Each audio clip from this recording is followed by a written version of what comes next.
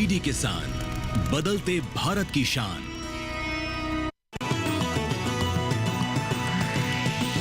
DD किसान, बदलते भारत की शान।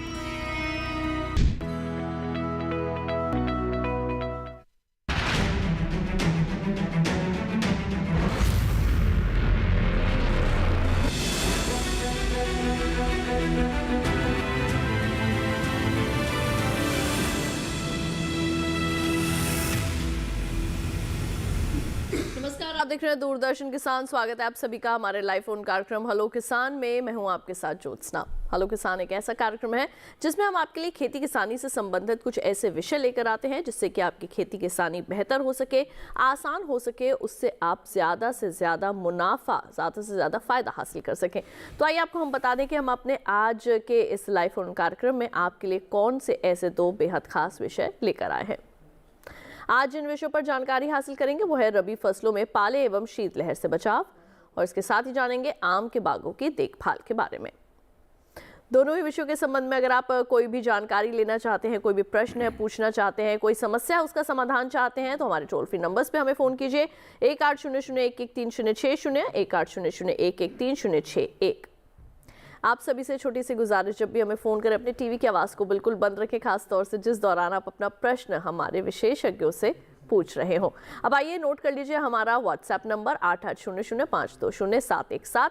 इस पर सीधे आप अपने सवाल हम तक पहुंचा सकते हैं। हमारा ईमेल आईडी भी आप सभी जानते हैं, लेकिन एक बार फिर से दोहरा दें, hellokisan2015@gmail.com। तो ईमेल के जरिए भी अपने सवाल आप हम तक पहुंचा सकते हैं हमारे आज के ही दोनों विषयों से संबंधित। आइए शीतलहर से और पाले से किस तरीके से रबी फसलों का बचाव किया जा सके, इसके बारे में कौन हमें जानकारी देने के लिए मौजूद है। तो हमारे साथ स्टूडियो में मौजूद हैं डॉक्टर SL मीणा जी। डॉक्टर मीणा, आपका बहुत बहुत स्वागत है। धन्यवाद। और इसके साथ ही हमारे साथ ऑनलाइन माध्यम से कुछ ही देर में जुड़ेंगे डॉक्टर कुंदन किशोर जी, जिनसे हम जानेंगे आम के बागों की देखभाल के बारे में। तो फिर आइए कार्यक्रम में बातचीत की जो है वो शुरुआत करते हैं और डॉक्टर मीणा का सबसे पहले करते हैं रुख।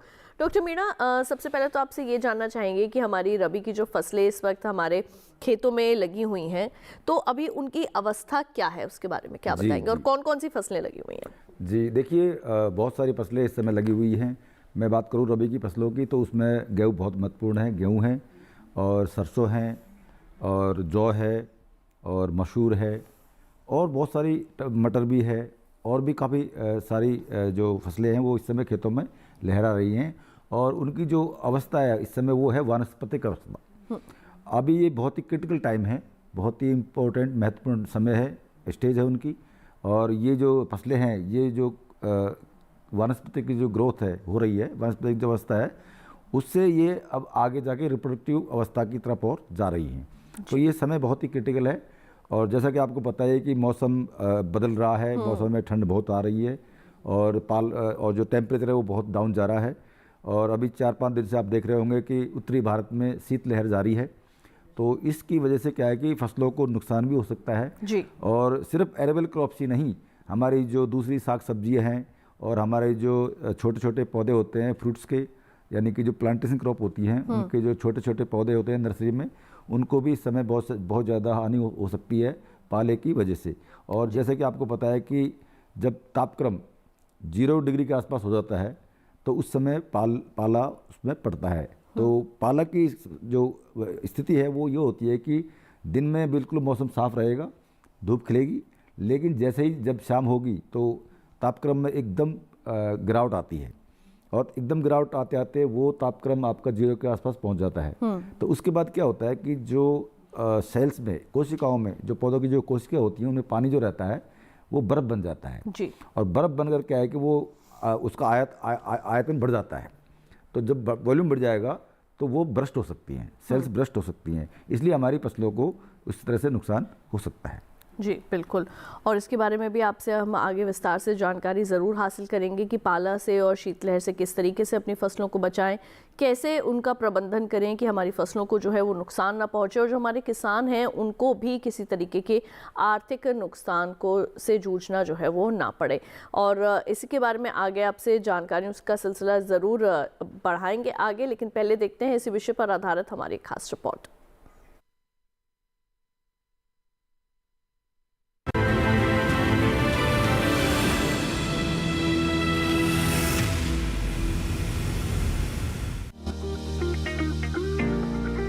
आसमान साफ हो, हवा ना चल रही हो और तापमान कम हो जाए तो पाला पड़ने की आशंका बढ़ जाती है। बता दें कि पाला पड़ने के कारण फसल के नुकसान की आशंका हो जाती है, लेकिन कुछ तरीकों को अपनाकर आप खेतों में लगी रबी फसलों को पाले से काफी हद तक बचा सकते हैं। पाला पड़ने पर फसल में हल्की सिंचाई कर देनी चाहिए। इससे तापमान 0 डिग्री सेल्सियस से नीचे नहीं गिरेगा और फसलें भी पाले से होने वाले नुकसान से बच जाएंगी। जहां सिंचाई फव्वारा विधि से की जाती है, वहां ध्यान रखें कि सुबह 4 बजे तक अगर फव्वारे चलाकर बंद कर देते हैं तो सूरज के उगने से पहले फसल पर बूंदों के रूप में मौजूद पानी जम जाता है और फायदे की बजाय नुकसान होने का डर हो जाता है। ऐसे में स्प्रिंकलर को जल्दी यानी सूरज के उगने तक लगातार चलाकर पाले से होने वाले नुकसान से बचा सकते हैं। सब्जियों और नर्सरी के पौधों को राख में प्लास्टिक की चादर से ढककर पाले से बचाया जा सकता है। इससे प्लास्टिक के अंदर का तापमान बढ़ जाता है। इसके अलावा पुआल, कड़बी या मूंज आदि को ढकने के लिए उपयोग किया जा सकता है। पौधों को ढकते समय इस बात का ध्यान जरूर रखें कि पौधों का दक्षिण पूर्वी हिस्सा खुला रहे, जिससे पौधों को धूप मिलती रहे। मार्च का महीना आते ही इनको हटा दें। इसके अलावा पाला पड़ने की आशंका दिखाई दे तो फसल में 0.1% गंधक के तेजाब का छिड़काव करके फसलों को बचाया जा सकता है। इस घोल को तैयार करने के लिए 1 लीटर सल्फ्यूरिक एसिड को 1000 लीटर पानी में मिलाकर प्रति हेक्टेयर की दर से शाम को फसल पर वैज्ञानिकों की सलाह के बाद छिड़क दें। वहीं फसल को शीतलहर से बचाने के लिए रात में प्लास्टिक कवर, फूस की बनी टाट या पुआल से ढक देना चाहिए। इससे फसल सुरक्षित रहती है। लेकिन इस बात का ध्यान रखें कि जिस चीज से फसल को ढक रहे हैं उसमें ज्यादा वजन नहीं हो, वरना फसल को नुकसान पहुंचेगा और पौधे टूट सकते हैं।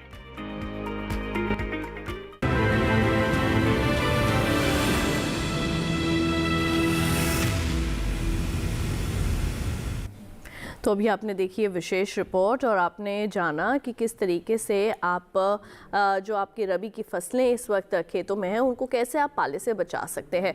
आइए इसी से संबंधित कुछ और भी जानकारियां हम डॉक्टर मीणा से हासिल करें। डॉक्टर मीणा, अब आपसे मैं ये जानना चाहूँगी, हम बात करते हैं पाले की, तो पाला आखिर होता क्या है, कैसे इसे सरल भाषा में समझा जा सकता है और ये किस तरीके से फसलों को जो है वो प्रभावित करता है? बिल्कुल, देखिए जो पाला है वो एक तरह से वेदर फिनोमिना है। तो ये मौसमी एक प्रक्रिया है। इसमें क्या है कि काफ़ी लोग कंफ्यूज हो रहते हैं कि ये पाला होता क्या है। कि कभी कोई आदमी समझता है कि पाला का मतलब ये होता है कि बर्फ़ गिर जाती है, उसको पाला बोलते हैं। कई आदमी समझते हैं कि ओलावृष्टि हो जाती है, वो पाले के रूप में आती है। ऐसा नहीं है। क्या इसमें बहुत ही डिफरेंस होता है एक्चुअली। और जो पाला की जो प्रक्रिया है वो बहुत ही डिफरेंट है और उसको हम इंग्लिश में बोलते हैं फ्रॉस्ट। तो ये जो फ्रॉस्ट होता है वो कई प्रकार का होता है। एक तो जैसे हम कह सकते हैं कि जब पाला जब गिरेगा तो उसमें स्थिति क्या होगी, कब गिर सकता है, ये सब हमारी जो वेदर के जो फिनोमिना है उनसे रिलेटेड होता है ये। और जो फ्रॉस्ट जब होता है तो इसका जो मेनली जो डैमेज पार्ट होता है हमारे जो पौधों का, उसको ही हम एक तरह से कह सकते हैं कि ये जो फ्रॉस्ट की जो फिनोमिना है ये हमारे पौधों को नुकसान पहुंचाता है। तो पाला होता क्या एक्चुअली, पाला एज सच एक फिनोमिना है मौसमी। उसमें क्या होता है कि जो तापक्रम होता है, सरफेस का तापक्रम, जो एयर टेम्परेचर जो होता है वो लगभग 0 से बिलो चला जाता है। तो आपको पता है कि हमारा जो पानी है वो कहाँ कब जमता है, जब तापक्रम 0 से नीचे चल जाता है। तो जैसा कि आप जानते हैं कि जो पौधे होते हैं उनमें बिल्कुल 90 से लेकर 95% तक पानी होता है। और रबी की फसलों में जब हम देखते हैं कि इनमें पानी की मात्रा और ज़्यादा होती है, क्योंकि ये सारी क्रॉप लगभग रबी में इरीगेटेड होती हैं और पानी की खूब इनको सप्लाई करते हैं हम लोग। तो जब पौधों के अंदर पानी की मात्रा जब 95% के आसपास होती है तो आप समझिए कि कितना पोर्शन जो पौधों का है वो पानी से भरा हुआ है। तो जब स्थिति ये आती है कि जो तापक्रम है हमारी हवा का, या जो कह सकते हैं कि जो हमारे खेत के जो सरफेस है उसका जो तापक्रम है वो 0 डिग्री के आसपास जब हो जाता है या उससे बिलो हो जाता है तो वो पानी जमना शुरू हो जाता है। जब पानी जमना शुरू हो जाता है तो आपको पता है कि जब पानी जमता है तो उसका आयतन बढ़ जाता है, यानी कि वॉल्यूम बढ़ जाता है। जब वॉल्यूम बढ़ेगा, पानी को कन्वर्ट करेंगे हम सॉलिड में, तो आयतन बढ़ेगा। जब आयतन बढ़ेगा तो जो कोशिकाएं हैं जहाँ पानी प्रेजेंट है पहले से ही, वो बर्स्ट हो जाएंगी, वो फट जाएंगी। तो पौधे इस तरह से डैमेज हो जाएंगे। तो इस तरह से क्या है कि जो पौधा आपका जो पौधा का हिस्सा जो होता है वो काला पड़ जाएगा, वो मुरझा जाएगा, वो गिर जाएगा, वो झुक जाएगा। इस तरह से ये नुकसान पहुंचा सकते हैं। और पालक बहुत सारे प्रकार के होते हैं, लेकिन हम जब बात करते हैं कि रबी के सीजन में उत्तरी भारत में ये ज़्यादातर ये फिनोमेना देखने को मिलता है, और स्पेशली जो बहुत सारी रबी की फसलें हैं उनमें इनका प्रकोप ज़्यादा देखने को मिलता है। जैसे मैं बात करूँ चने की, मसूर की और मटर की बात करता हूँ, तो ये कुछ फसलें ऐसी होती हैं इनमें पाले का असर ज़्यादा देखने को मिलता है बजाय गेहूँ के। गेहूँ में पाले का असर कम देखने को मिलता है। और दूसरी जो फसलें होती हैं उनमें हमारी सब्जियां हैं, बहुत सारी सब्जियां ऐसी होती हैं जो पाले के प्रभाव से वो नष्ट हो जाती हैं इन दिनों में। और इस तरह से कुछ प्लांटेशन क्रॉप होती हैं, जैसे हम बागवानी जो फसलें उगाते हैं उसकी नर्सरी तैयार करते हैं, उनके छोटे छोटे पौधे होते हैं, उनको हम खेतों में भी लगाते हैं। तो अगर पौधा बहुत छोटा है तो ये बहुत ही ज़्यादा सेंसिटिव होता है पाले के प्रभाव से। जब पाला पड़ेगा तो इनको डैमेज कर सकता है। और ये जो स्थिति है ये बनती है लगभग जनवरी के या दिसंबर के लास्ट में या जनवरी के पूरे महीने में कभी भी बन सकती है। फरवरी में तापक्रम बढ़ना शुरू हो जाता है तो उसमें पाले की संभावना कम रहती है। लेकिन जो ये महीना अभी चल रहा है जनवरी का, आपको पता है कि हमारे पहाड़ों में बर्फबारी हो रही है, तो उसका जो असर है वो हमारे ये नॉर्थ प्लेन में देखने को मिलता है। तो इसको हम ये कह सकते हैं कि वहाँ से जो हवा आती है, जो हवा ठंडी हवा आती है, वो हमारे यहाँ तापक्रम बहुत डाउन कर देती है। तो जो तापक्रम जब डाउन हो जाएगा तो ऑटोमेटिकली आप समझ जाएंगे कि पाला वहाँ पे पड़ सकता है और उसका हानि हमारी फसलों को हो सकती है। इस तरह से ये संभावना बनती है। जी बिल्कुल। और आपको एक बार हम फिर से बता दें, अपने आज के इस कार्यक्रम में हम फिलहाल जो है वो जानकारियां हासिल कर रहे हैं कि रबी फसलों को किस तरीके से आप पाले से और शीतलहर के प्रकोप से बचा सकते हैं। अगर आपकी रबी की फसलों में किसी तरीके की आपको कोई समस्या देखने को मिल रही है या फिर आपको लगता है कि पाले से जो है वो हमारी फसल को नुकसान पहुँच रहा है, किसी भी तरीके के कोई लक्षण अगर आपको अपनी फसल में दिखाई दे रहे हैं रबी की फसल में, तो आप हमें फ़ोन कर सकते हैं। आप हमें व्हाट्सएप के ज़रिए अपने मैसेजेस भेज सकते हैं या फिर ईमेल आईडी पर भी आप ईमेल के द्वारा अपने सवाल हम तक पहुंचा सकते हैं। तो फ़ोन करने के लिए 1800-113060 और 61 ये दोनों ही हमारे नंबर हैं।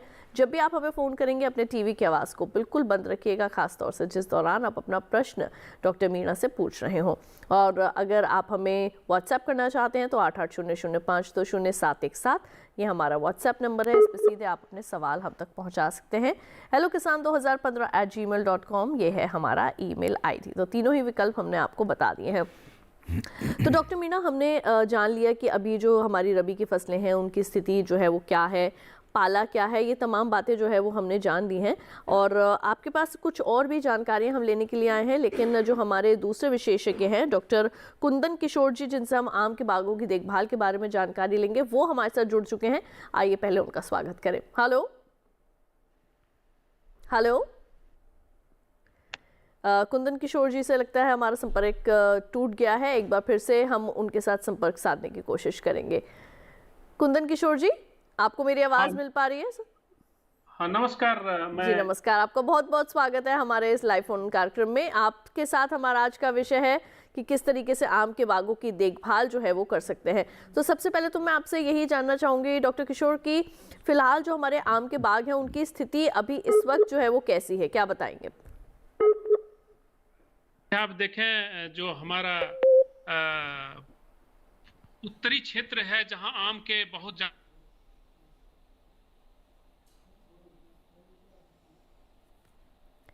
जी बिल्कुल, कोशिश करेंगे कि किस तरीके से एक बार फिर से हम इनके साथ संपर्क साध सकें। तब तक के लिए आइए हम यहाँ पर एक व्हाट्सएप के जरिए हमारे पर प्रश्न आया है उसे शामिल कर लेते हैं। ये हमें भेजा है अंकित जी ने हिमाचल प्रदेश से। और डॉक्टर मीणा, ये प्रश्न आपके लिए, वो ये कहते हैं कि सरसों में पाले से बचाव के लिए क्या करना चाहिए? बिल्कुल, देखिए सरसों भी बहुत ही ज़्यादा सेंसिटिव है और सरसों हमारे बहुत बड़े भूभाग में की जाती है। और जनवरी के महीने में जब सरसों होती है तो उसमें फूल आना शुरू हो जाता है, और फूल आने के बाद जब उसमें फलियाँ लगती हैं तो छोटे छोटे जो डेवलपिंग ग्रेन होते हैं, दाने होते हैं, वो क्या है कि फिर बाद में फ्रॉस्ट से ज़्यादा प्रभावित होते हैं। तो सरसों के खेत में पाला स्वाभाविक है कि ये एक सेंसिटिव क्रॉप है, तो पाला पड़ सकता है, तो इसमें नुकसान हो सकता है। तो इसके लिए मैं आपको बता दूं, इसके 2-3 तरीके होते हैं। जैसे पहली बात तो ये है कि आपको ये पता कैसे लगेगा कि पाला कब पड़ेगा। तो आपको ये एस्टिमेट लग जाएगा, जैसे मैं बता रहा था आपको कि जैसे जनवरी का महीना हो, शीतलहर चल रही हो, दिन में बिल्कुल सनलाइट हो और मौसम बिल्कुल साफ़ हो एकदम, और उसके बाद जब शाम होती है तो शाम होने के तुरंत बाद वो जो तापक्रम है वो बिल्कुल यकायक बहुत नीचे आ जाता है, तो आप समझ जाइए कि आज शायद पाला गिर सकता है। तो पाला जब गिरने की संभावना आपको पता लग जाएगा तो उसके बचाव के लिए मैं बता दूं आपको, एक तो आप क्या है कि हल्की सिंचाई करेंगे, और ट्यूबवेल का अगर पानी है तो अच्छी बात है। ट्यूबवेल का पानी थोड़ा सा क्या है कंपेरेटिवली उसका तापक्रम ज़्यादा होता है बजाय सरफेस के वाटर के, तो थोड़ा सा तापक्रम वो कम कर देता है, वो ज़्यादा बढ़ा देगा। अगर आप हल्की सिंचाई करेंगे ट्यूबवेल के पानी से तो आपकी जो सरसों की जो फसल है उसमें जो खेत है उसका जो एयर का तापक्रम वो बढ़ा देता है, तो पाला आपको नुकसान नहीं पहुंचा सकता, आपकी फसल को नुकसान नहीं पहुंचा सकता। दूसरा ये है कि अगर आपके पास सिंचाई है नहीं, आपने पानी दे दिया ऑलरेडी और आपको इस समय ज़रूरत नहीं है सिंचाई करने की, तो आप एक काम कर सकते हैं, उसमें एक केमिकल आता है, एसिड आता है, उसको हम बोलते हैं H2SO4 सल्फ्यूरिक एसिड। उसकी मात्रा 0.1 ले करके और उसको 100 लीटर में मिला दीजिए। तो 100 लीटर पानी में मिला करके अगर आप छिड़काव करेंगे उसका, तो आपकी जो फसल है, सरसों की फसल है, उसका जो एयर टेम्परेचर है, उसके आसपास का जो एयर टेम्परेचर है उसका तापक्रम वो बढ़ा देगा। तो बढ़ाने से क्या होगा कि तापक्रम जब बढ़ जाएगा तो फ्रॉस्ट का उस पर कोई प्रभाव नहीं पड़ेगा, यानी फ्रॉस्ट आएगा ही नहीं। तो ये 2 तरीके हैं। और जैसे ये तो सरसों की बात रही, लेकिन छोटे पौधे होते हैं उनको आप पराली से, जो पराली है उससे ढक सकते हैं, उसको बचा सकते हैं कि जो उसकी जो गर्माहट जो होती है पौधों की वो बनी रहे, कि बाहर का जो तापक्रम जो बिल्कुल डाउन चला गया वो उसको प्रभावित ना करे। तो इसमें क्या होता है एक्चुअली, जो जब ये जो फ्रॉस्ट जो होता है तो उसमें क्या है कि हीट है ना वो निकल जाती है सरफेस से, वो ऊपर चला जाती है, तो इसको हम बोलते हैं लैप्स रेट, यानी कि इन्वर्जन ऑफ टेम्परेचर हो जाता है, उस समय ये कंडीशन आती है। तो ये 2 तरीके इंपॉर्टेंट है, या तो आप हल्की सिंचाई कर सकते हैं या फिर H2SO4 का घोल बना करके छिड़काव कर सकते हैं। जी बिल्कुल। तो यहाँ पे अंकित जी आपको बता दिया है डॉक्टर मीणा ने कि सरसों की फसल को किस तरीके से आप पाले से बचा सकते हैं। अगर आपके मन में भी कोई प्रश्न है तो आप भी हमें फ़ोन कर सकते हैं या फिर हमें व्हाट्सएप के ज़रिए सीधे अपने प्रश्न जो है वो हम तक पहुँचा सकते हैं। और हम लगातार कोशिश कर रहे हैं कि डॉक्टर कुंदन किशोर जी से जो है वो हम संपर्क कर पाएँ और आम के बागों की देखभाल के बारे में भी आपको जानकारी दे सके। व्हाट्सएप के ज़रिए हमारे पास काफ़ी सारे प्रश्न आम के बागों की देखभाल के संबंध में भी आ रहे हैं और हमारी पूरी कोशिश है कि हम उनसे जल्द से जल्द संपर्क कर पाएँ। तो डॉक्टर मीणा, अब यहाँ पर हम आपसे ही जो है वो बातचीत का दौर आगे बढ़ाएंगे और अब आपसे मैं ये जानना चाहूँगी कि ये जो हमारी ये जो फसलें होती हैं, हमारी रबी की जो फसलें होती हैं, इसमें से कौन कौन सी ऐसी फसलें हैं जो पाले से संवेदनशील होती हैं, इसके बारे में मैं आपसे ज़रूर जानूंगी। लेकिन कार्यक्रम में फ़िलहाल के लिए यहाँ पे वक्त हो चला है एक छोटे से ब्रेक का। जल्द लौटेंगे वापस, कहीं मत जाइए, देखते रहिए हमारा लाइव फोन कार्यक्रम हेलो किसान।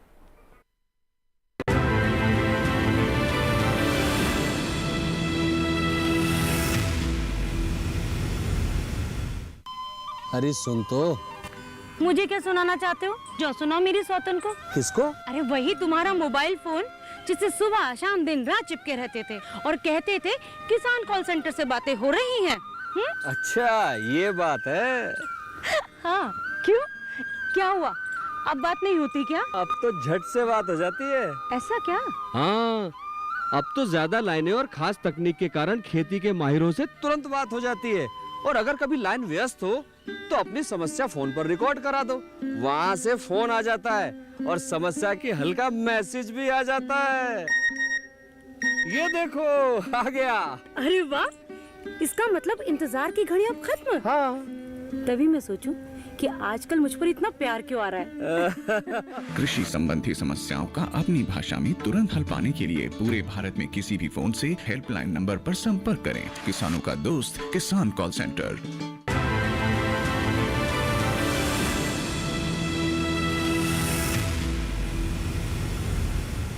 ब्रेक के बाद एक बार फिर आप सभी का स्वागत है हमारे लाइव फोन कार्यक्रम हेलो किसान में, जहां आज हम बात कर रहे हैं रबी फसलों को किस तरीके से आप पाले और शीतलहर से बचा सकते हैं। और साथ ही हम हमारा जो दूसरा विषय है वो है कि आम के बागों की देखभाल आप कैसे कर सकते हैं।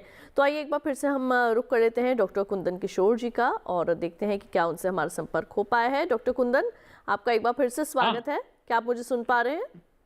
हाँ, मैं सुन पा रहा हूँ। बहुत बहुत धन्यवाद जी। तो सर, अब आपसे हम यही जानना चाहेंगे कि अभी फ़िलहाल के लिए हमारे जो देश है, हमारे देश में आम के बागों की स्थिति अभी फ़िलहाल क्या है, क्या बताएंगे? अभी मैं ये कहना चाह रहा हूँ, जो हमारे उत्तरी भारत के क्षेत्र हैं, जैसे उत्तर प्रदेश है, बिहार है, बंगाल, ये सभी जहाँ आम के बहुत महत्वपूर्ण जो क्षेत्र है, अभी थोड़ा ठंड शुरू हो गया है और ये ठंड आम के लिए बहुत जरूरी है ताकि इसमें फल फूल आ पाए। इसमें मैं ये कहूँगा कि अभी कोई भी किसी भी तरह का जो है इसमें आप पानी देने की व्यवस्था ना करें। अभी पानी देने की जरूरत आम की नहीं होती है। साथ में अभी कुछ कीड़ों का प्रकोप होता है जो कि कीट को थोड़ा ये कीट जो है जो फूल आते हैं उसको ज्यादा क्षतिग्रस्त करते हैं। इसके लिए किसी भी तरह का जो सिस्टेमिक इंसेक्टिसाइड है उसका प्रयोग हम कर सकते हैं। जैसे हॉपर का प्रयोग बहुत ज्यादा बढ़ जाता है, उसके लिए हम कोई भी दवा का प्रयोग जो सिस्टेमिक नेचर का हो उस दवा का हम प्रयोग कर सकते हैं।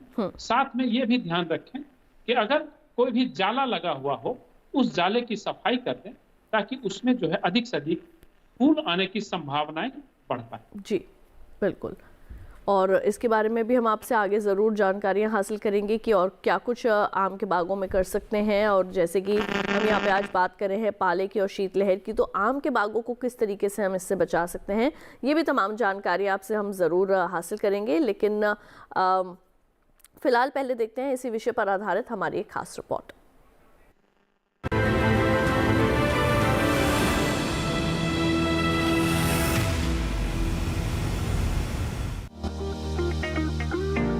जनवरी में आम के पेड़ों में बौर आना शुरू हो जाता है। अच्छा उत्पादन पाने के लिए अभी से इसकी देखभाल करनी होगी। इसमें जरा सी भी चूक हुई तो रोग और कीट पूरी फसल को बर्बाद कर सकते हैं। आम को शूट गॉल कीट से बचाव के लिए गांठ से नीचे संक्रमित पत्तियों और टहनियों को काटकर अलग कर दें। दिसंबर जनवरी में पुष्पक्रमों को काट दें। भुनगा कीट आम की फसल को सबसे ज्यादा नुकसान पहुंचाते हैं। इस कीट के लार्वा और वयस्क कीट कोमल पत्तियों और पुष्पक्रमों का रस चूसकर नुकसान पहुंचाते हैं। इसकी मादा 100 से 200 तक अंडे नई पत्तियों और मुलायम प्रारूप में देती है। इसका प्रकोप जनवरी फरवरी से शुरू हो जाता है। आम को इस कीट से बचाने के लिए मोनोक्रोटोफॉस नामक रसायन की 4 मिलीलीटर मात्रा को 10 लीटर पानी में मिलाकर या कार्बेरिल 0.2% का छिड़काव करें। इसके अलावा बिवेरिया बेसिएना फफूंद के 0.5% घोल या नीम तेल 3000 ppm प्रति 2 मिलीलीटर प्रति लीटर पानी में घोलकर छिड़काव करने से भी राहत मिलेगी। आम में सफेद चूर्णी रोग लगने की आशंका भी रहती है। इस रोग के प्रभाव से रोगग्रस्त भाग सफेद दिखाई देने लगता है। इसकी वजह से मंजरियां और फूल सूखकर गिर जाते हैं। इस रोग के लक्षण दिखाई देते ही आम के पेड़ों पर 5% वाले गंधक के घोल का छिड़काव करें। इसके अलावा 500 लीटर पानी में 250 ग्राम केराथेन को घोलकर छिड़काव करने से भी रोग पर काबू पाया जा सकता है। दवा का छिड़काव करने से पहले कृषि विशेषज्ञों की सलाह जरूर लें।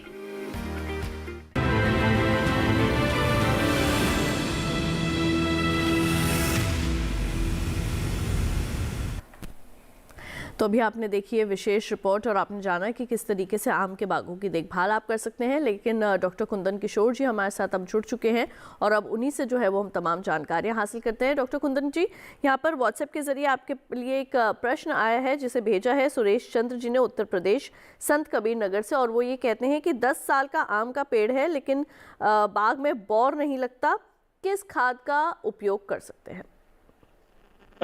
अगर बौर नहीं लग रहा है, 10 साल के बागों में किसी तरह की परेशानी है बौर आने में, तो हम लोग एक दवा का प्रयोग करते हैं और उस दवा का नाम है पेक्लोबिट्राजॉल। ये पेक्लोबिट्राजॉल का उपयोग हम अक्टूबर के महीने में करते हैं और ये जो है आम के जो उसके जितने भी मान लीजिए कि जितने बड़े आम होंगे उसी अनुसार हम इसका अनुपात से करते हैं।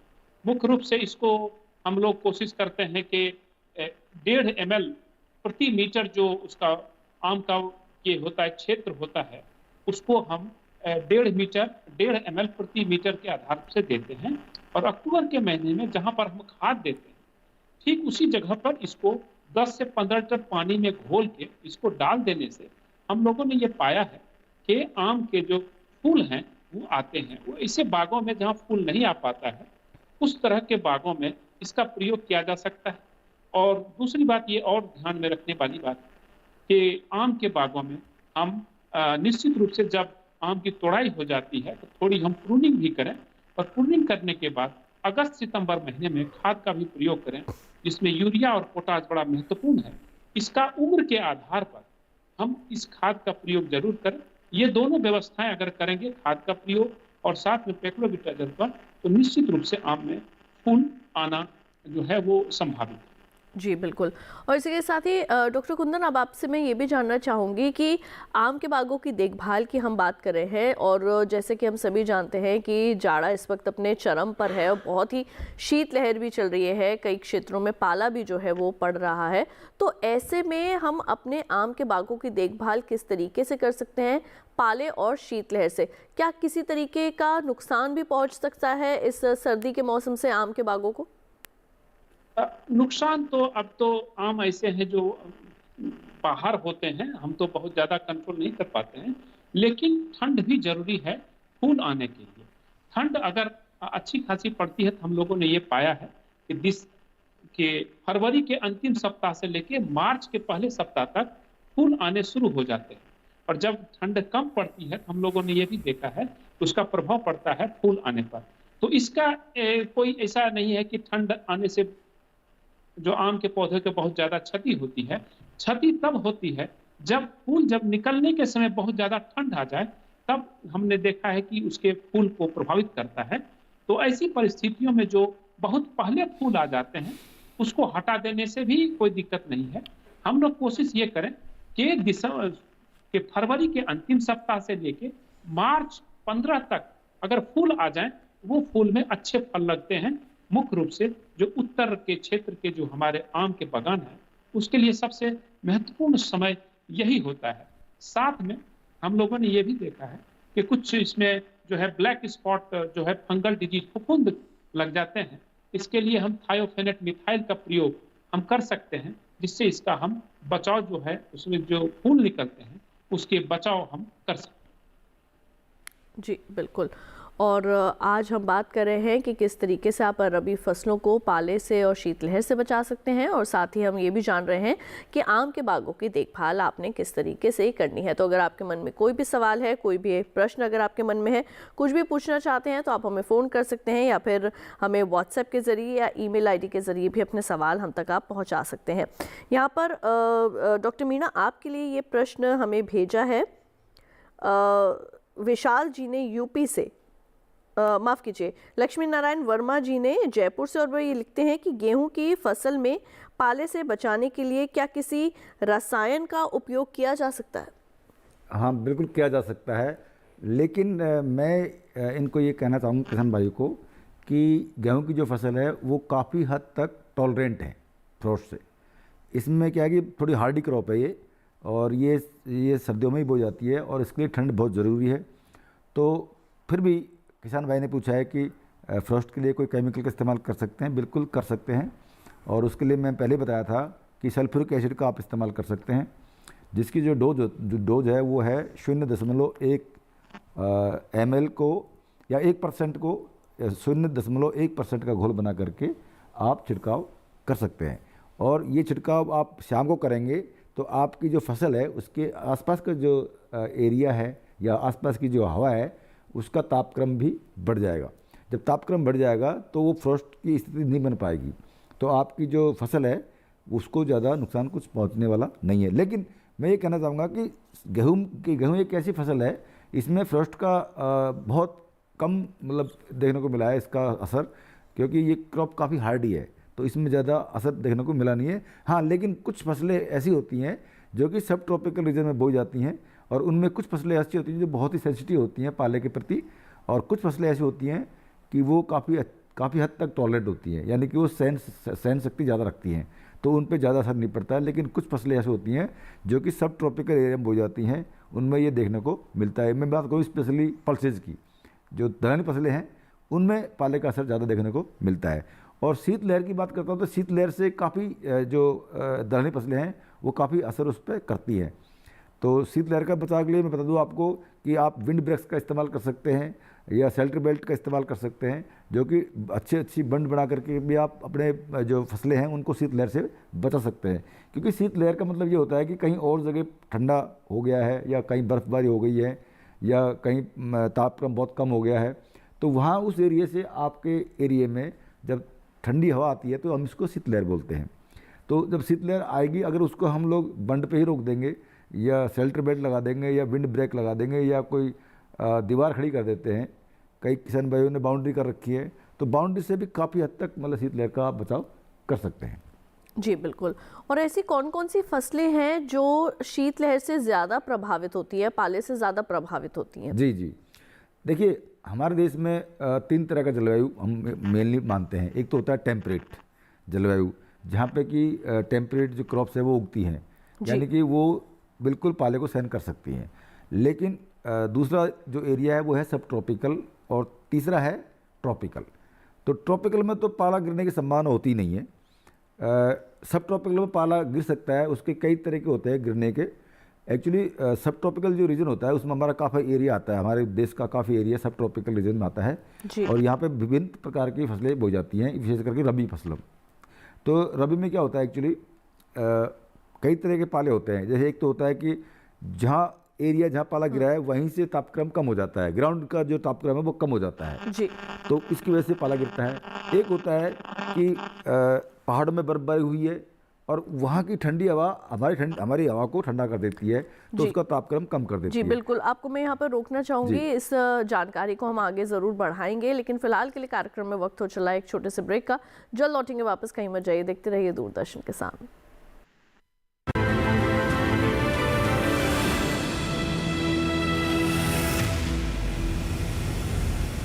डीडी किसान ने कर ली है तैयारी, यहाँ मिलेगी पशुपालन की हर एक जानकारी, घर आंगन से लेकर व्यवसायिक फार्म तक, मुर्गी पालन से लेकर रेगिस्तान के जहाज तक। बीमारियों से पशुपालक बिल्कुल ना हो परेशान, विशेषज्ञ करेंगे आपकी समस्या का समाधान। देखिए अपना पशु चिकित्सक हर रविवार शाम 6:30 बजे दूरदर्शन किसान पर।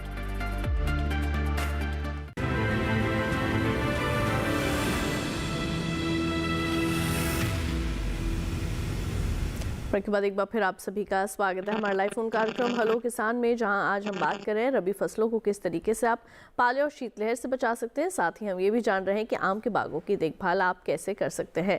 तो रबी फसलों के बारे में हमें जानकारी दे रहे हैं डॉक्टर मीणा, और आम के बागों के बारे में हमें जानकारी दे रहे हैं डॉक्टर कुंदन किशोर जी।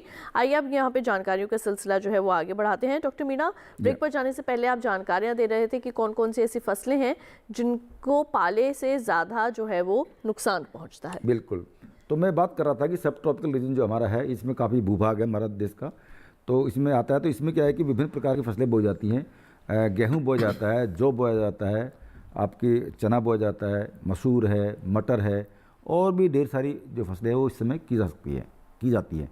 और तिलहनी फसलें भी काफ़ी इसमें होती हैं। तो जैसे एक किसान भाई ने पूछा कि सरसों की जो फसल है उसको पाले से कैसे बचाएं। बिल्कुल सही बात है कि हमारी जो सरसों की जो फसल है वो भी बहुत ही सेंसिटिव है। जब पाला गिरता है तो सरसों बहुत ज़्यादा उसमें डैमेज होने की संभावना होती है। दूसरा क्या है कि जो चना है या मसूर है या मटर है, इनमें भी बहुत ज़्यादा प्रकोप देखने को मिलता है, पाले का प्रकोप देखने को मिलता है। गेहूँ हमारा जो है वो काफ़ी हद तक सहन कर लेता है, उसमें फ्रॉस्ट का असर ज़्यादा देखने को नहीं मिलता है। लेकिन बाजरा में ये बिल्कुल हो सकता है, बाजरा क्रॉप जो है इसमें ये पाले का असर देखने को मिल सकता है। तो जो क्रॉप जिसमें पानी की मात्रा ज़्यादा हो जाती है वहाँ ये ज़्यादा असर देखने को मिलता है। जैसे सरसों की जो मैं बात कर रहा हूँ, सरसों की जो प्लांट जो होते हैं उनमें पानी की मात्रा बहुत ज़्यादा होती है, उनकी पत्तियों में भी, उनके तने में भी, और जहाँ फूल बन रहे होते हैं वहाँ पे टेंटिंग लीव जो होती हैं वहाँ भी पानी की मात्रा ज़्यादा होती है। तो जब पानी जमेगा तो उनको नुकसान पहुँचेगा।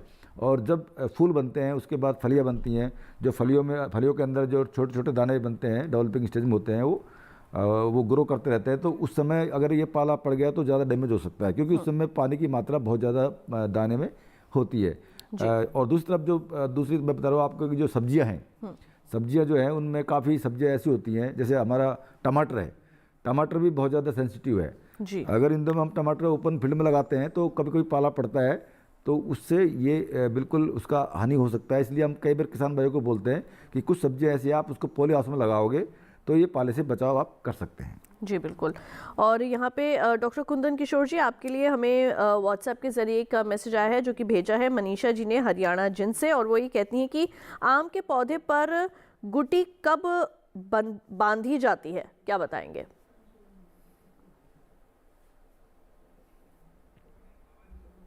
रूप से हमारे इस क्षेत्र में, ये क्षेत्र पर निर्भर करता है। तो क्षेत्र से मार्च से हम शुरू करते हैं, मार्च से लेकर सितंबर तक हम उसको जो है गुटी बांधते हैं। लेकिन एक चीज ये हमने देखा है कि जो बरसात का सीजन है उसमें थोड़ा ज्यादा हमको सक्सेस ज्यादा मिलता है। जैसे अगर बरसात में लगाए जाएं तो सक्सेस लगभग 80% तक भी मिल जाता है जी। वहीं दूसरी तरफ थोड़ी गर्मियों में हो तो सक्सेस लगभग 60% 65% के आधार पर मिलता है। और तीसरी बात इसमें इंपॉर्टेंट चीज ये है कि जब भी गुटी का प्रयोग करें तो जो नीचे का हिस्सा हो जिसको हम रूट स्टॉक कहते हैं और ऊपर का हिस्सा जिसको शाइन कहते हैं, दोनों की मोटाई लगभग एक समान हो। ये बड़ा जरूरी है और इस पर ध्यान देने की जरूरत है। अगर दोनों में बहुत ज्यादा फर्क होगा तो सक्सेस कम हो जाते हैं। और तीसरी बात यह है कि जो भी हम साइन का प्रयोग करेंगे वो ऐसे साइन हो जो कि जिसमें कि जो एक्टिव, जिसमें ऊपर के हिस्से में एक्टिव बड हो, ताकि वो जल्दी से जल्दी जो स्प्राउट कर पाए और हमारा जो गुटी है वो सक्सेस है। जी। और इसी के साथ डॉक्टर किशोर, मैं आपसे यहाँ पे ये भी जानना चाहूँगी कि आम के बागों में क्या सर्दी के मौसम में किसी तरीके के कोई कीट या रोग लगने की संभावना रहती है? अगर हाँ, तो किस तरीके के रोग और कीट हमारी आम की फसल को प्रभावित कर सकते हैं और कैसे उनका नियंत्रण किया जा सके? अभी हम लोगों ने ये देखा है कि बागों में अभी हॉपर का थोड़ा जो है प्रकोप ज्यादा हो जाता है। टेम्परेचर कम होने से जो भी जो तना जो ऐसे शाखाएं हैं जिसमें फूल आने की संभावना है उस पर हॉपर का प्रयोग हो जाता है। और दूसरे साथ जो है फिर जो पाउडरी मिल्ड्यू का भी प्रकोप आ जाता है। तो इस तरह के परिस्थितियों में कोई भी हम सिस्टेमिक इंसेक्टिसाइड जैसे इमिडाक्लोपिड है उसका हम 4 ml प्रति 10 लीटर में हम छिड़काव कर सकते हैं। साथ में हम जो है थायोफेनेट मिथाइल का प्रयोग कर सकते हैं या हेक्साकोनाजोल का प्रयोग कर सकते हैं जो बीमारियां लगती हैं इसमें, जिसमें कि पाउडरी मिल्ड्यू एक प्रमुख बीमारियां हैं।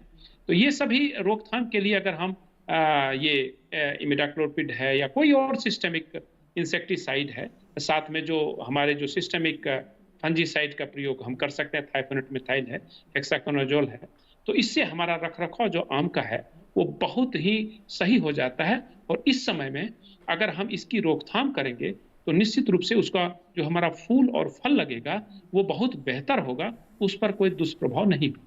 जी। और यहीं डॉक्टर किशोर, आपके लिए गौरीश पाल जी ने वेस्ट बंगाल से हमारे व्हाट्सएप के जरिए अपना प्रश्न भेजा है। वो ये कहते हैं कि आम के जो मुकुल है वो बार बार गिर जाते हैं, इसके लिए क्या करें? आम के जो फूल हैं, मुझे लग रहा है वो उसके बारे में शायद या तो जानना चाहते हैं। हाँ, तो आम के अगर फूल गिर जा रहे हैं या छोटे उसमें अगर आम लग चुके हैं और वो गिर जा रहे हैं तो उसके लिए एक ये है कि हो सकता है उसमें किसी हार्मोन की कमी हो। और हम लोग भी ये प्रयोग करते हैं कि ऑक्सीजन का स्प्रे करते हैं और निश्चित रूप से हमारे जो मार्केट में है वो ऑक्सीजन के तौर पर Na मिलता है, तो उसका प्रयोग हम लोग जो है जैसे इथरेल का प्रयोग हम लोग कर लेते हैं। ये सभी सब प्रयोग कर लेते हैं ताकि जो आम का है प्लेनोफिक्स का प्रयोग करते हैं जिसमें Na पाया जाता है। और प्लेनोफिक्स जो है 4 ml प्रति 10 लीटर के हिसाब से हम लोग प्रयोग करते हैं। जब फूल जो है आने शुरू हो जाते हैं उसी समय प्रयोग कर लेते हैं तो वो रुक जाता है। दूसरा हम लोग ये भी देखे हैं कि जहाँ बोरोन की मात्रा मिट्टी में कम हो वहाँ फ्रूट ड्रॉप की संभावनाएं थोड़ी ज़्यादा होती हैं, तो बोरोन का स्प्रे भी हम प्लेनोफिक्स के साथ मिला के बोरोन का भी स्प्रे 2 ग्राम प्रति लीटर के हिसाब से कर लेने से जो आम का जो है वो गिरना कम हो जाता है। इस चीज़ों पर थोड़ा ध्यान देने से हमारा जो आम है वो उत्पादन उसको हम बढ़ा सकते हैं। जी, आप ही के लिए एक सवाल और भी है, ये भेजा हमें बाबूलाल पाटीदार जी ने आगर मालवा से मध्य प्रदेश से, और वो ये कहते हैं कि आम का पेड़ 10 साल का है, सूख गया है, क्या बीमारी हो सकती है और आम के पेड़ की कटिंग कितने सालों में करनी चाहिए?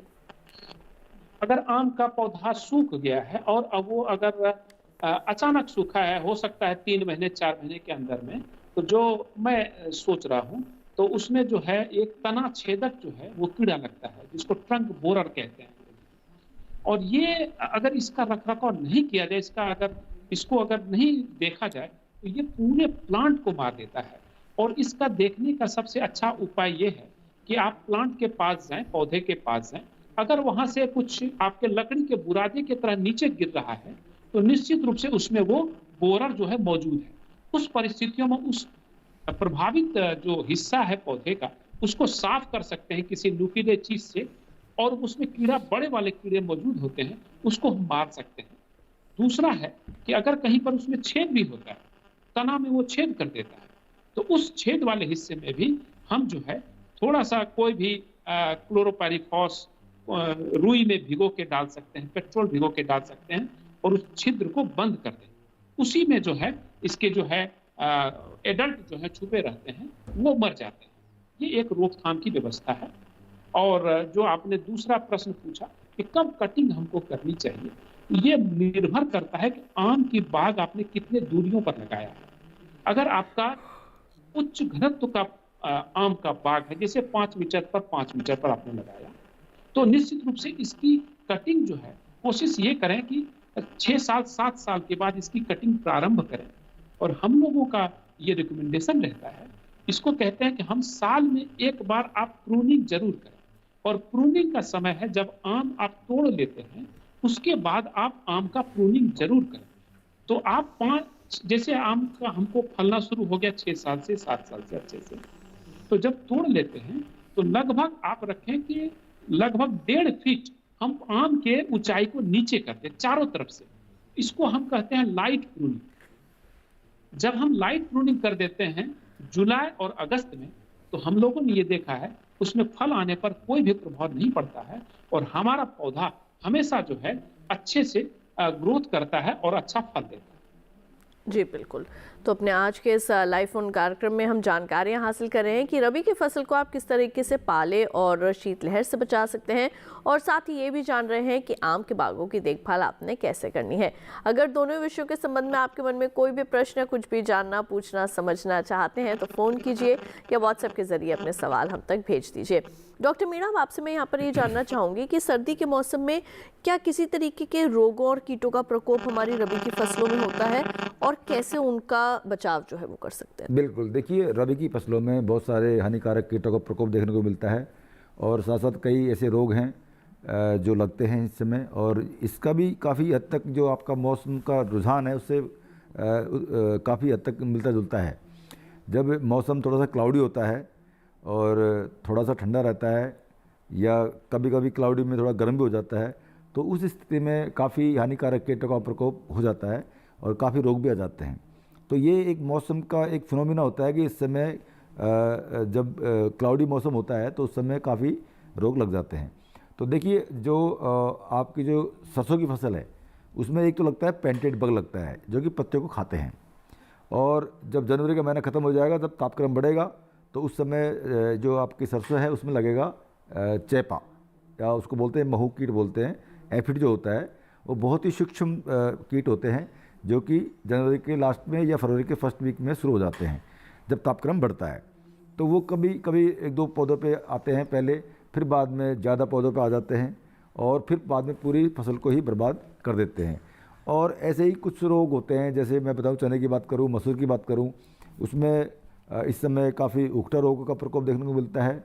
और कुछ कटवर्म भी होते हैं जो शुरू में लगते हैं जब हमारी फसल उगती है, तो उस समय हमारे जो पौधे होते हैं वो बहुत ही नाजुक होते हैं, तो उस समय ये जो कीड़ा होता है ये तना को काट करके और पेड़ को पूरे को ही काट देता है, तो इस तरह से नुकसान पहुँचाता है। फिर बाद में विल्ट का जो प्रकोप, विल्ट जो रोग है वो कभी भी आ सकता है जी, शुरू से लेकर एंड तक कभी भी आ सकता है।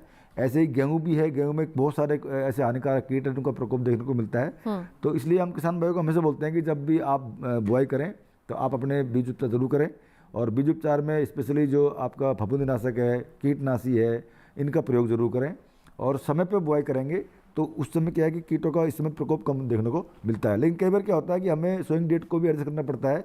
कभी कभी कीटों को देखने के लिए, जैसे सरसों है, अगर हम पहले बोएंगे सरसों को तो हम महू जो कीट है, जो एफिड है, उससे हम बच सकते हैं। ऐसे दूसरी क्रॉप है, उनको भी आप समय समय पर निगरानी करेंगे तो आपके बहुत सारे हानिकारक कीट है उनको भी आप कंट्रोल कर लेंगे। तो हानिकारक कीटों का ये होता है कि अगर आपकी क्रॉप थ्रेशोल्ड लेवल से बिलो, थ्रेशोल्ड लेवल से नीचे अगर आपके जो कीड़े हैं वो हैं तो आपको कुछ करने की जरूरत नहीं है। लेकिन जैसे इसको क्रॉस करके इंजरी लेवल पर जाते हैं तो हमें कंट्रोल करने की आवश्यकता उसमें पड़ती है।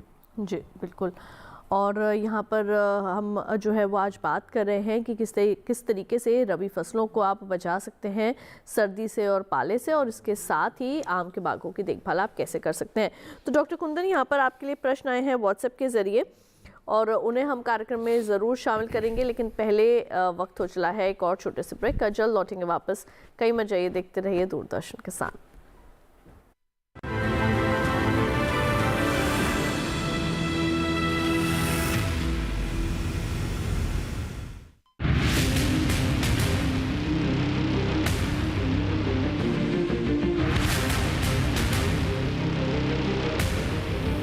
जब तपती है धरती, सूरज उगलता है आग, ठंड में जब सर्दी जमा देती सबके हाल, सब छुप जाते अपने अपने घरों में, तब बाहर निकलता सिर्फ एक इंसान, भरने के लिए हम सबका पेट, खून को पसीने की तरह देता बहा, थक जाता, झुलस जाता, हो जाता बीमार, तब उसकी सेहत का ध्यान रखता सिर्फ डीडी किसान।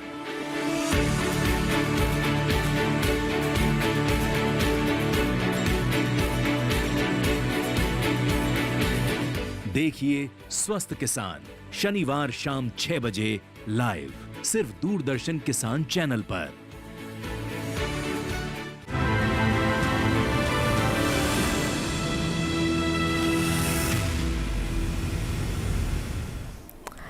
ब्रेक के बाद एक बार फिर आप सभी का स्वागत है हमारे लाइव फोन कार्यक्रम हेलो किसान में। आइए हम यहाँ पर रुक कर लेते हैं डॉक्टर कुंदन किशोर जी का। डॉक्टर कुंदन, आपके लिए व्हाट्सएप के जरिए बहुत से प्रश्न यहाँ पर आए हैं, आइए एक एक करके उनको शामिल करते हैं।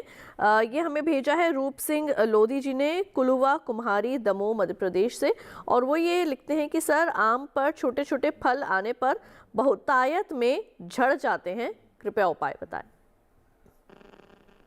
जैसा मैं पहले भी बता रहा था कि आम के छोटे छोटे फल होते हैं, फिर वो झड़ जाते हैं।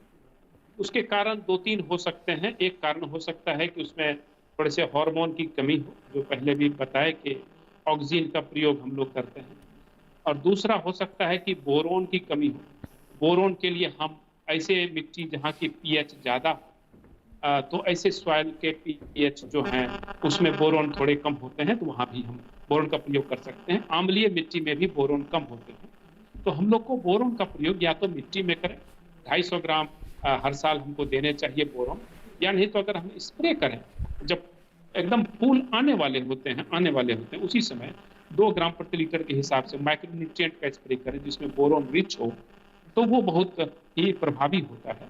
साथ में अगर हम हॉपर का मैनेजमेंट नहीं कर पाएंगे, प्रबंधन नहीं कर पाएंगे, तो उससे बहुत ज़्यादा फल जो है गिरते हैं, और अगर पाउडरी मिल्ड्यू का हम प्रबंधन नहीं करें उससे भी फल जो है गिरते हैं। तो हमको एक इंटीग्रेटेड अप्रोच के साथ ये काम करने हैं, जिसमें कि हम कोई भी सिस्टेमिक जो है इंसेक्टिसाइड का प्रयोग करें जब फूल निकलना शुरू हो जाता है, चाहे वो इमिडा का हो, इमिडाक्लोपीड का, फिर हम इसी तरह फंजीसाइड का प्रयोग करें, थायोफेनेट मिथाइल हो सकता है, हेक्साकोनाजोल हो सकता है, इसका प्रयोग करें, और साथ में बोरोन का प्रयोग करें, और प्लेनाफिक्स का भी प्रयोग हम करें, तो निश्चित रूप से हमारे जो फल हैं वो नहीं गिरेंगे और वो अच्छा पैदावार हम पा सकते जी।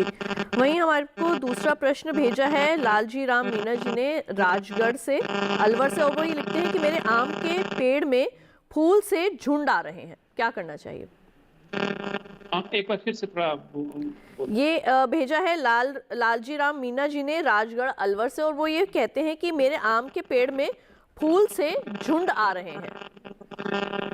उसका इसका मेन अर्थ ये हो जाता है गुच्छे में फूल आ रहे हैं। तो गुच्छे में जो फूल आ रहे हैं उसके 2 कारण हो सकते हैं। एक हो सकता है कि इसको हम लोग इंग्लिश में कहते हैं माल फॉर्मेशन। तो माल फॉर्मेशन जो है ये किसी किस्म में ज्यादा होता है, जैसे आम्रपाली वैरायटी अगर होगा उसमें ज्यादा होने की संभावना है, उसको तोड़ के हटा दें, सबसे आसान तरीका है, उसको तोड़ के हटा दें और उसको बाहर निकाल के रख दें।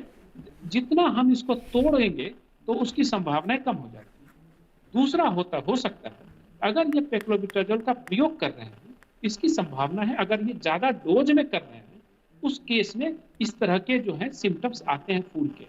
तो अगर ये पेक्लोबिटाजोल का प्रयोग कर रहे हैं तो मैं कहूँगा कि उचित मात्रा में ही प्रयोग करें, चाहे वो 1.5 ml प्रति मीटर जो है पौधे का जो उत्तर से दक्षिण की तरफ जो पौधे की चौड़ाई होती है उसके अनुसार प्रयोग करें, उससे ज़्यादा प्रयोग नहीं करें, नहीं तो इस तरह की परेशानियाँ आ रही हैं। जी, और एक और प्रश्न यहाँ पे शामिल करते हैं। ये हमें भेजा है गुजरात से रसिक कुमार जी ने, और वो ये कहते हैं कि आम के पेड़ से लाल चींटियों को कैसे दूर किया जा सकता है। क्लोरोपाइरिफॉस और मैनकोजेब दोनों का इस्तेमाल अभी तक कर चुके हैं। हाँ, तो अगर लाल चींटियां हैं तो इसकी संभावना ये है कि लेम्डासाहेलोथ्रिन एक दवा है, लेम्डासाहेलोथ्रिन, ये दवा का प्रयोग मैं कहूँगा कि करें। इससे संभावना है कि उनके लाल चींटी जो है वो उससे दूर हो सकते हैं। और दूसरी बात मैं कहूँगा कि लाल चींटी को दूर करने का बहुत आसान तरीका है कि हर साल अपने पौधे को जब आप फल तोड़ लेते हैं तो थोड़ी थोड़ी प्रूनिंग करें, थोड़ा प्रूनिंग करें। जो ब्रांच सूख गए हैं, जो ब्रांच बहुत ज़्यादा हो गए हैं, उसकी प्रूनिंग करेंगे तो निश्चित रूप से इसका प्रकोप कम होगा। जी बिल्कुल, और इसके साथ ही डॉक्टर कुंदन, आपका बहुत बहुत शुक्रिया आप हमारे साथ जुड़े और आम के बागों की देखभाल के संबंध में इतनी बेहद ही अहम जानकारियां आपने हमारे दर्शकों के साथ साझा की, उसके लिए आपका धन्यवाद। बहुत बहुत धन्यवाद। और यहाँ पे डॉक्टर मीणा, अब आपसे मैं यहाँ पर ये जानना चाहूँगी, क्योंकि हम बात यही कर रहे हैं कि किस तरीके से अपनी फसल को जो है वो पाले से बचाएं, तो ये जो हमारी धान की पुआल होती है जी, तो क्या इससे भी हम अपनी फसल को बचा सकते हैं पाले से और मल्चिंग करके? तो क्या उसका पूरी विधि रहती है, क्या बताएंगे? बिल्कुल, आपने सही प्रश्न पूछा है। जैसे कि आपको पता है कि किसान भाई क्या करते हैं, रबी के टाइम में जब राइस की क्रॉप हार्वेस्ट हो जाती है, उसके बाद हम लोग वीट की सोइंग करते हैं। तो पराली है, किसान भाई कई बार जला देते हैं उसको, लेकिन ऐसा नहीं करना चाहिए। पराली बहुत ही महत्वपूर्ण है, और जो पराली आप चावल की पराली आपको मिली है, उसको आप रबी में पाले फसलों को पाले से बचाने के काम में ले सकते हैं। मल्चिंग जो है, मल्चिंग एक इस तरह का ऑपरेशन है जिससे आप अपने पाले की आपकी जो फसल है उसको बचा सकते हैं, क्योंकि मल्चिंग का जो काम है वो बहुत अलग तरीका का काम है। अगर हम हमारी क्रॉप को पंक्तियों में बो रहे हैं तो जो बीच में जगह मिलती है उसमें अगर हम धान की पराली को बिछा देंगे तो निश्चित रूप से आपका जो सोइल का सरफेस है, यानी कि जो मिट्टी का सरफेस है, उसका तापक्रम बिल्कुल बढ़ जाएगा और 3 से 4 डिग्री बढ़ जाएगा। जब इतना बढ़ जाएगा तो वहाँ पे पाले पड़ने की संभावना बिल्कुल शून्य हो जाती है। तो इसलिए हम किसान भाई को पहले ही बोल देते हैं कि बहुत सारी विधियाँ हैं जिनसे हम लोग पाले से हमारी फसलों को बचा सकते हैं। इनमें पराली बहुत ही महत्वपूर्ण है। तो आपके यहाँ पे किसी भी प्रकार की पराली जो कि चारे के काम नहीं आ रही हैं, तो उसको आप खेतों में डाल करके अपने जो फसलों की जो पंक्तियां हैं उनके बीच में डाल करके उस एरिया को आप ढक दें, और ढकने के बाद आप देखेंगे कि वहाँ का जो तापक्रम है वो बढ़ जाएगा।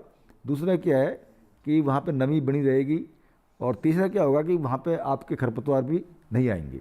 तो 3-4 फायदे इसमें होते हैं, और मॉइस्चर बना रहता है, यानी कि नमी बनी रहती है, तो आपको कहीं भी इतनी ज़्यादा सिंचाई की आवश्यकता नहीं पड़ेगी। दूसरी बात है कि रबी के समय में जब जनवरी का महीना होता है तो बहुत ठंडा महीना होता है, तो यहाँ पे शीतलहर भी आती है और पाले पड़ने की संभावना भी बहुत बनी रहती है। तो जब आप ऐसी प्रक्रिया कर देंगे, ऐसी कल्चरल ऑपरेशन कर देंगे, तो आपकी जो फसल है वो बिल्कुल पराली से बच जाएगी। दूसरा क्या होता है कि जो हमारी नर्सरी में जो पौधे होते हैं उनको बचाने के लिए भी हम लोग पराली का इस्तेमाल कर सकते हैं। हम चाहे तो पराली से झोपड़ी बना सकते हैं, एक नर्सरी के एरिया में झोपड़ी बना करके, और वहाँ पे पाले का बचाव हम कर सकते हैं।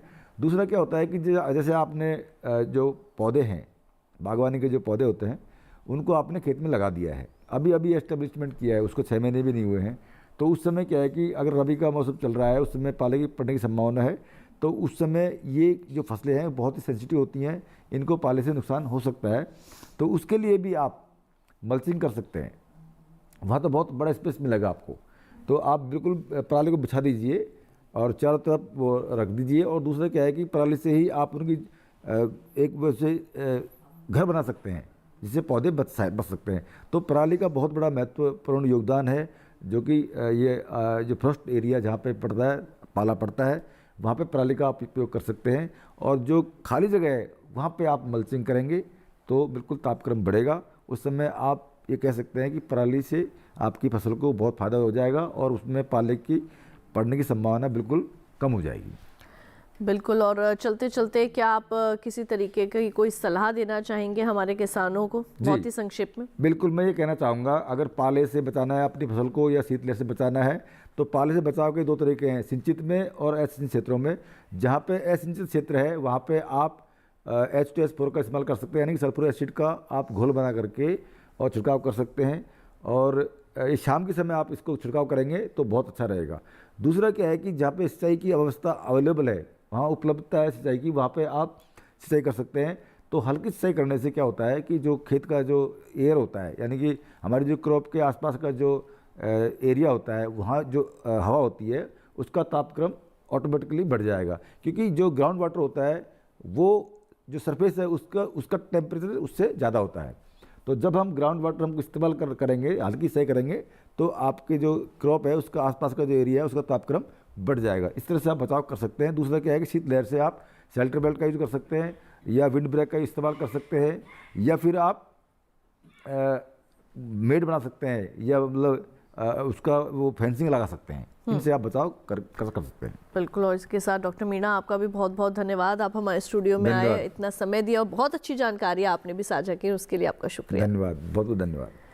तो आज आपने 2 महत्वपूर्ण विषयों के बारे में जाना, लेकिन हमारे अगले हेलो किसान कार्यक्रम के क्या विषय रहने वाले हैं आपको आइए जल्दी से वो भी बता दें। अगली बार हम बात करने वाले हैं प्राकृतिक खेती के बारे में, और इसके साथ ही हम जानकारियां हासिल करेंगे शुष्क क्षेत्र में फल उत्पादन की समस्याओं के बारे में। पहले से ही अगर आप अपने कोई प्रश्न भेजना चाहते हैं तो हमारा ईमेल आईडी नोट कीजिए। हमारा ईमेल आईडी है hellokisan2015@gmail.com। अगर अपने प्रश्न हमें फ़ोन पर रिकॉर्ड करवाना चाहते हैं तो आप हमारा नंबर नोट कीजिए 1800111360। सोमवार से शनिवार सुबह 6 बजे से रात 10 बजे तक ये नंबर आपके लिए उपलब्ध रहता है।